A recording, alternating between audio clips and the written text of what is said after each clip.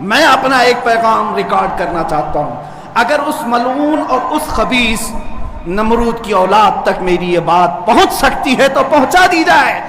تم نے بہت بھونک لیا اپنی مندر میں بیٹھ کر کے, تم پریس کلب آف انڈیا میں بیٹھ کر کے بہت بھونک لیے, کتے آپس میں اپنی گلی میں بہت بھونکتے ہیں.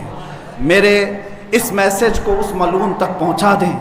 اگر ذرا برابر بھی دم خم ہے تمہارے اندر, تمہاری ماں نے اگر دودھ پلایا ہے تم کو, تو اب میں مناظرے کا چیلنج نہیں دے رہا ہوں, ڈیبیٹ بھی نہیں کروں گا, بات چیت بھی نہیں کروں گا. آؤ میں اعلان کرتا ہوں, 8 دن کے اندر تم دلی پہنچو, کسی میدان میں پہنچو, اپنی ساری مقدس کتابیں لے کر کے آؤ. انشاءاللہ العزیز یہ فقیر قرآن پاک لے کر حاضر ہوگا. ہم آئیں گے, تم اپنے سارے گرو گھنٹالوں کو لے کر جمع ہو جاؤ. میں مناظرے کا چیلنج نہیں دے رہا ہوں, توجہ چاہتا ہوں.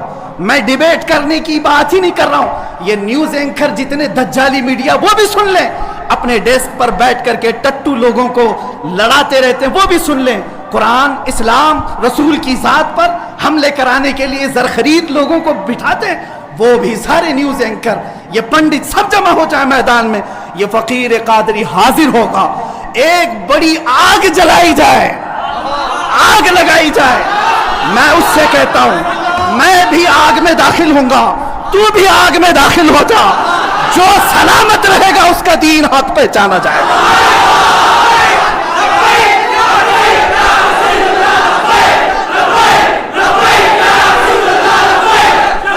بہت ہو گیا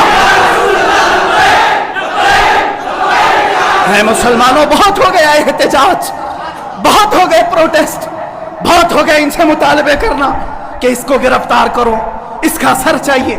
آؤ آج آر پار کی بات کر لیتے ہیں. زمانہ گزر گیا, 800 سال ہو گئے. سرکار غریب نواز کو بھی یہی چیلنج کیا گیا تھا. معین الدین حسن چشتی نے ہند میں یہ بتایا تھا کہ جو نبی کا غلام ہوگا وہ آگ میں بھی کود جائے گا.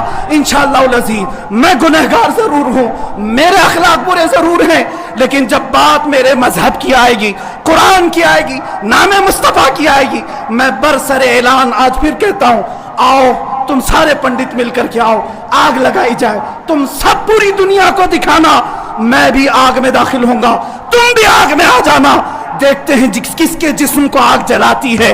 اگر میں سلامت رہا تو میرے دین کی بات ہوگی, اور انشاءاللہ العزیز مجھے یقین کامل ہے کہ اگر آگ پر بھی کسی کا حکم ہوتا ہے تو صرف میرے رب ذوالجلال کا ہے, میرے رب ذوالجلال کا ہے.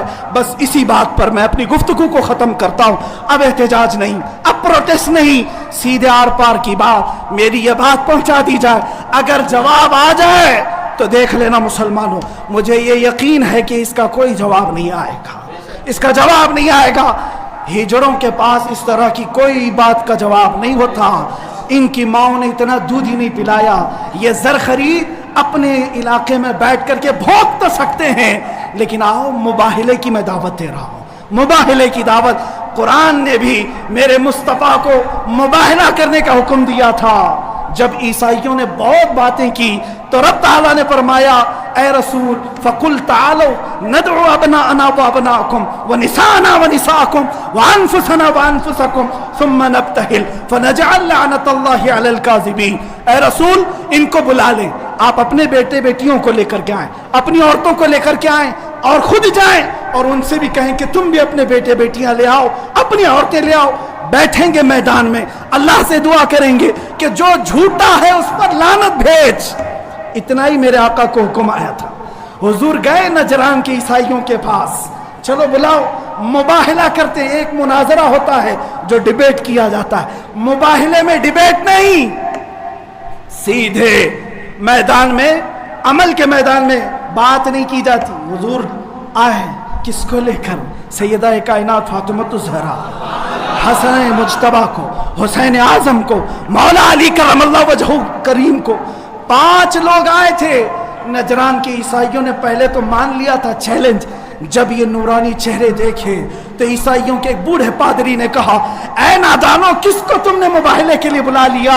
اگر اس رسول نے ہاتھ اٹھا دیا تو قیامت تک تمہاری نسلیں باقی نہیں رہیں گی. اور مجھے میرے مصطفیٰ کے اس مباہلے کی برکت سے یقین ہے لیکن میرے مصطفیٰ کی نسبت میرے ساتھ موجود ہے، میرے پیر و مرشد کی نسبت میرے لیے کافی ہے۔ انشاءاللہ العظیم مباہلے کے لیے فقیر حاضر ہوگا، جواب آ جائے اے سنی مسلمانوں انتظار کرو، اب لڑائی آر پار کی ہو جاتی، دیکھا جائے گا کس کا دین حق ہے، کس کی کتاب حق ہے، کس کا رسول حق ہے، اسی بات پر خاتمہ ہوگا۔ وآخر دعوانا الحمدللہ رب العالمین۔